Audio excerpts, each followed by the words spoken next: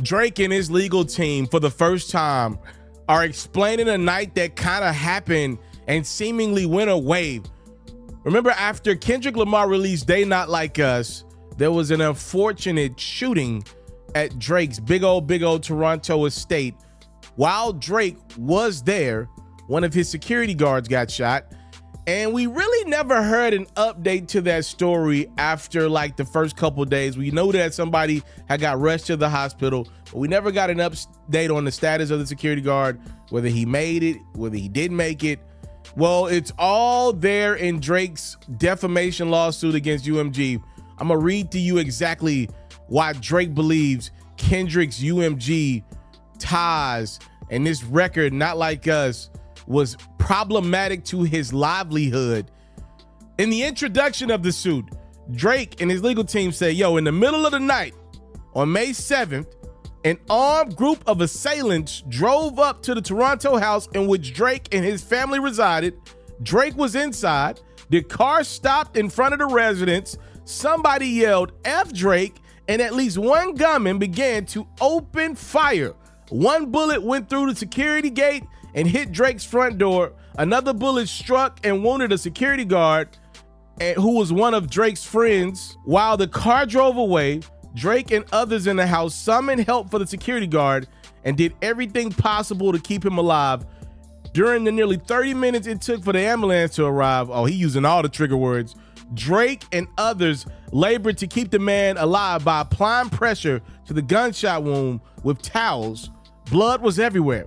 After the security guard arrived at the hospital, surgeons worked quickly to remove the bullet, stop the bleeding, and to save this man's life. Though it took days for his condition to stabilize, thankfully, the security guard survived. The next day, on May 8th, a different intruder used his bare hands to dig a hole under the security fence surrounding Drake's Toronto house. He managed to dig deep enough to squeeze through and enter Drake's property. Fortunately, Drake's home security guards caught him before he was able to cause any physical harm. Although the trespasser managed to yell racist slurs and threats against Drake before being escorted off the property. On May 9th, the very next day, another break-in attempt happened. In the last 2 decades leading up to May of 2024, although Drake was constantly in the public eye, nothing remotely like these events had ever happened to him or his family. But these events were not coincidental. They immediately followed and were proximately caused by UMG's actions leading up to and on May 4th, which you're referencing, promoting They Not Like Us. So that's some heavy stuff there. And you see exactly why Drake and his team have been lip silent about everything that transpired at the beginning of May following Not Like Us's release. So for me, there are a few different questions that I would have for Drake's counsel, and I'm sure the defense, UMG with them big old attorneys that Lucian Grange and company gonna pull out, they're gonna ask these questions, right? Like, okay, what about the negative energy that you put out in the atmosphere in the battle? What if this is just the results of being in a rap feud? I mean, Kendrick Lamar's about to do an arena tour, a stadium tour, in Toronto. Clearly, he's got fans in Canada, okay? There's also this question. Drake, your house is right in the heart of Toronto. Everybody knows where you live. Can we not argue it was just a terrible decision for you to be such a public image and to have such a public estate, which a lot of people know how to get to? Like, these are questions that are going to be asked to Drake's side, and I think they're fair questions, right? Like, I do think, Drake has every right to say the energy was never like that in Toronto for me until They Not Like Us. And obviously Kendrick's thumbnail for the record is literally Drake's home and passing that bad boy as an intruder. So we could talk about this now. I would never talk about this while this thing was in motion. But one of the things that was out in the atmosphere was that the potential shooting at Drake's crib involved The Weeknd. They got a long-lasting feud. The Weeknd was one of the guys to get some shots from Drake, a part of Family Matters and a part of push-ups. Listen, Drake might have lost to Kendrick, but he was tagging The Weeknd and A$AP Rocky's ass.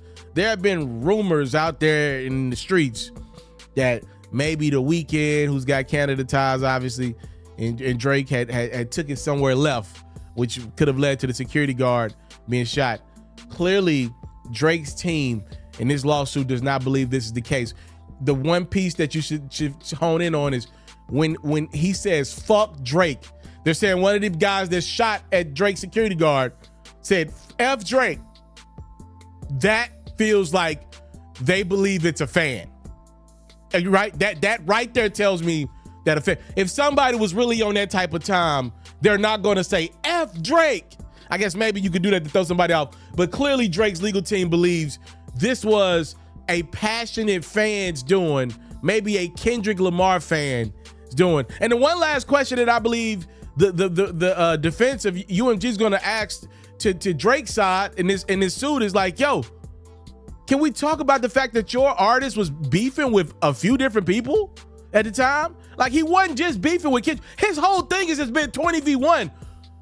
Rick Ross responded. Again, The Weeknd has some bars for him in the Future record. A$AP Rocky has some bars. Why do you believe it can only be Kendrick? Because he's got your thumbnail of your house in his video, like in his song? Like, there's a lot to that. I don't think that one's gonna make it that far. You cannot attach Kendrick to that. There's too much going on. Drake has had too many issues over the years with different rappers. He's taken shots at too many rappers. He's been successful at taking shots at so many rappers over the years. I don't think this one's gonna work, bro. I don't.